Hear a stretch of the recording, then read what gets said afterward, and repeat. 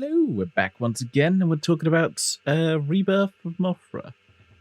Just the first one at the moment. That's the only one I've seen so far. Because I had like the Damaging. I just talked about it. I just did a review of this, and I've already forgotten the title of it. Damaging one. So because I've already just did that, I was like, oh, okay, this is 3 movies, and this is 3 movies. Cool. They work perfectly when I do 2 movies at a time. So it's like, cool. Yeah, evens out. It's great. And I don't know what it is. I think I really love it. It might be the problems I had with Wrath of Damaging.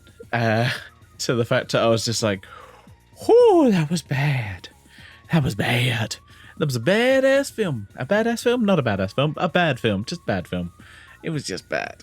And so to come to this, and I'm like, ooh, this is a good film. And it mostly centers around kids. Oh, this is how you do it right. Oh, that's how you do it right. Oh, okay. I'm just like, oh yeah, no, guys, this is how you do a kids film. Well, a film that focuses a lot on kids. Well, and it's like, oh, that's how you do it. Oh. So the film starts with we have a Mothra that's a very old Mothra. We always have a Mothra in a Mothra film. A lot of times it's, maybe we start with the egg, we start the larvae, or we start with the moth. This one we've got the Mothra. Not Mon Mothma, but Mothra.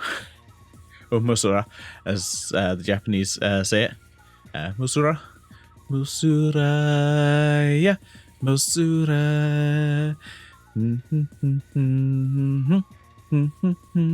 Anyway, sorry, that song gets stuck. Anytime I think of Mothra, that song just gets stuck in my head. It's just really addictive song. And I love it. I honestly do. But yeah, we're talking about this film, and it's just, there's 2 kind of kids. It's basically centers around just family, 2 kids, a brother and a sister, and then their parents. The dad is kind of this dad who's, it seems like he's kind of always away at kind of work type thing, or maybe is a little bit distant, and the mum is, I believe, a work at home mum. And then there's just a brother and a sister who, kind of constantly bicker, kind of, that kind of classic dynamic. Which, honestly, I liked it. So we start basically, what's the villain called? So there's basically another kaiju in this film is Ghidorah, which, yes, sounds very much like King Ghidorah, and that makes sense when you look at his design and go, oh, okay, that's basically, that's related to King Ghidorah, right? No. At least it's not mentioned in any way, King Ghidorah, because this, as far as I'm aware, these films are just kind of self-contained overall. They're part of their own kind of mythos. There's not, they're like, these are the films, these are 3 films. They're in their own universe, separate from what was going on at the time with the Heisei era. Or at least the Heisei era would have probably been winding down at this point, I think. I'm just looking at the film. Yeah, I mean, Mothra appeared with Godzilla in 1992. I'm just looking at the years. So this is just after Godzilla vs. Destroyer. The year previously. Was that. So Godzilla kind of was put to bed, so to speak, for at least for a little while. So I guess they're like, well, we'll focus on Mothra, which is interesting because this is this is the only kaiju that was woven into kind of the Godzilla kind of universe, and it's the only one to then get solo films after the fact. Some had solo films, and then they were kind of shoved into Godzilla. Literally, no, they were shoved into the Godzilla universe, like Rodan and stuff like that. I think there's quite a few others I can never remember. There's a few, the kind of the more obscure one. What was the one that is like a kind of Chinese dragon? I think there are a few others. They kind of shoved in, and you're like, and they never came out to get their own solo film again.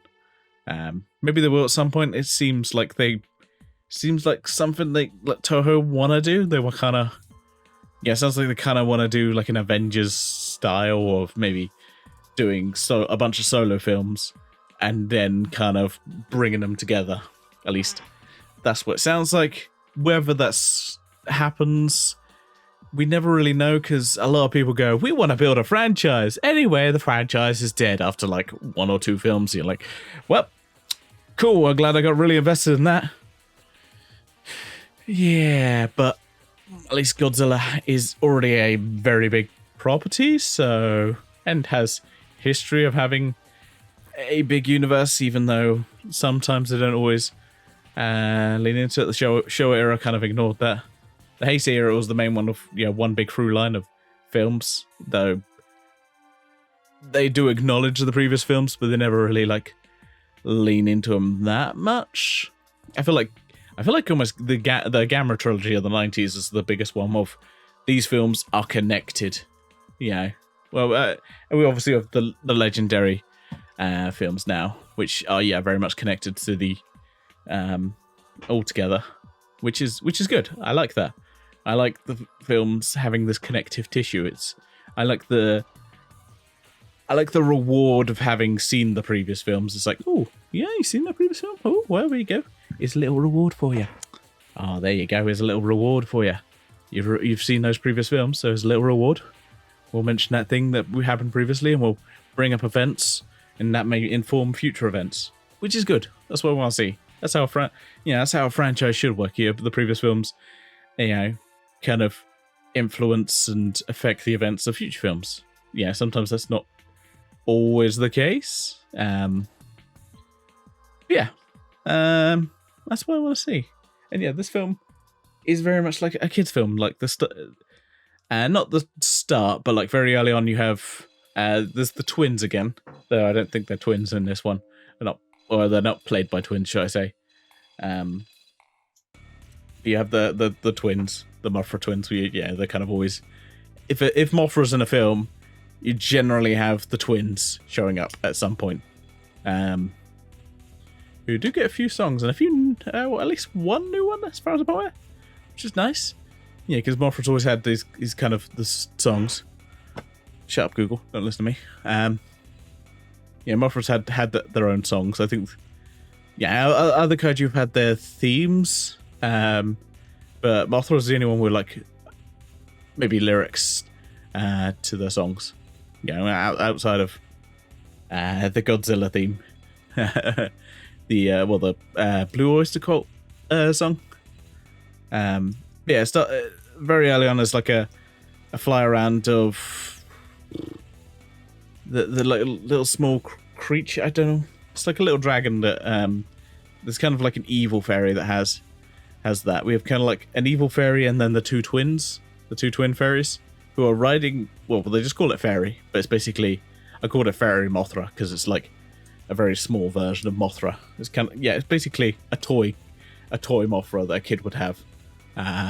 It's very small, and they actually pretend that that's a toy as well as the two twins are like dolls, which is genius. It's like, oh, how do you explain this? Well, they're dolls. Easy way of getting around of it is just pretending that those are dolls. Those two twins are dolls, and then the Mothra fairy is a doll. They get into like this huge like fight around the house, but it's because they're so small. This very miniaturized fight, and it looks really good. It feels 90s as fuck. It's hard to pinpoint what about it makes it feels very 90s, but it feels 90s as fuck, and I kind of, maybe that's because it's my like era growing up as a kid. I would have loved to watch this as a kid. Obviously, I probably would have watched it with a dub as a kid because I was a dumbass kid. And dub's fine if you want to watch with dub. That's fine. I just generally prefer a sub. I think generally the acting is always better.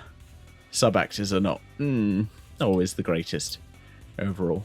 You get this little kind of fun chase scene, and yeah, it's very much feels like a kids' film. There's a little bit of there's a bit of gore where, like, later on in the film, so you have Fairy Mothra, the little Mothra. You have Mothra, who's big giant old lady. She's getting on and she's basically near death, and you have the egg, which Mothra always comes out of, because weirdly Mothra is, I guess, is more of like a traditional egg rather than like an egg of like an insect. You have that, and then you have the larvae Mothra, or this is Mothra Leo. So it's Dude Mothra. Dude Mothra is like a larvae for most of the film. And gets like bitten into by this new not King Ghidorah. It's just weird where they're like, yeah, no, it's Desigora, and you're like, well, obviously everyone's going to be thinking about King Ghidorah. It's like, should we mention that? Nah, because obviously this is self-contained, but it's like, I mean, I'm thinking of it. I'm thinking of King Ghidorah because I see this villain that's obviously King Ghidorah-like. It's very much King Ghidorah-like, so I'm like, well, yeah, give me very much King Ghidorah vibes, which would have been nice if this was, I don't know why they didn't just say, hey, this is part of the Heisei era, job done, problem solved. And I don't know in my head if it fits into that.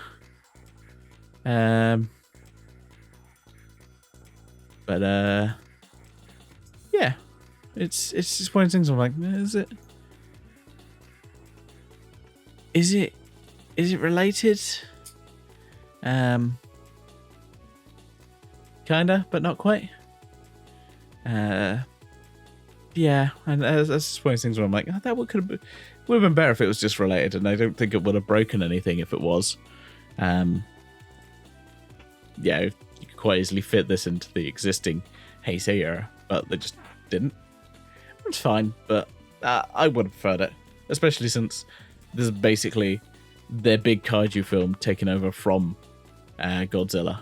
Like, this is a year later after Godzilla's gone, and this is kind of their big kaiju film. This was released in cinemas in Japan. Because it's not Godzilla, it's not talked about as much. But I honestly, I just love this film. I think it's fun. It's everything like a kid kaiju film should be, and it's what a lot of them could learn from. Overall, I think a lot of them could learn from this type of film. How to do kind of a kids kaiju film. How to do a kids focused kaiju film. And I think I'd highly recommend this. Now, I think you can only really buy it as a set, but it's not that expensive. I guess tune in for. I'm going to be doing these Saturday, when I record this. Yeah, I would have already recorded it. Maybe a month or two ago. Go on the YouTube channel, but maybe wait for next week or the week after ours comes on YouTube to see how I think about 2 and 3, which I'll be covering then. See how I feel overall, but this is a strong start, and I think this is maybe just a little bit obscure because it's not Godzilla. It's maybe more obscure than the other Godzilla films.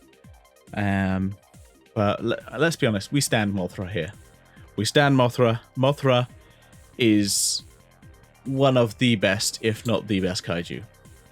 I'm always and ahhing in my head because I do love my Megazords and things like that. So I'm always like, well, I do like Mechagodzilla. So I'm always like battling in my head which one I prefer. So yeah, I'll figure it out eventually. Yeah, I think it's time for me to sign off. Yeah, look forward to my review and commentary for 2 and 3 next week, or the next 2 weeks, shall I say? Coming out later today will be my commentary for Rebirth of Mothra Part 1, or just Rebirth of Mothra 1. I don't know how to pronounce it because it's not. They just put Roman numerals at the end. It's not like Part 1 or. It's just Rebirth of Mothra 2, Rebirth of Mothra 3. This is just Rebirth of Mothra. So, yeah. Anyway, I'm rambling. Let's get out of here. For now, I say, live long and prosper. And hopefully I'll see you in the next video. Rebirth of Mothra 2.